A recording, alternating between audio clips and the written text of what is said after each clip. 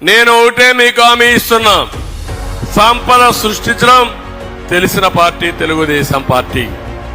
ఈరోజు ఇక్కడ ఉంది, పోలవరం కాలువలు ఇక్కడికి వచ్చి గజపతి నగరంలో ప్రతి ఎకరాకు నీళ్లు ఇచ్చి వ్యవసాయాన్ని అభివృద్ధి చేస్తే సంపద వస్తుంది, రైతులకు ఆదాయం వస్తుంది, ప్రభుత్వానికి పన్నులు వస్తాయి, తద్వారా మళ్ళా సంక్షేమ కార్యక్రమాలు చేసే అవకాశం వస్తుంది. ఒక పరిశ్రమ వస్తే మీ పిల్లలకు ఉద్యోగాలు వస్తాయి, గవర్నమెంట్కి ఆదాయం వస్తుంది, మళ్ళా సంక్షేమ కార్యక్రమాలు చేస్తాం.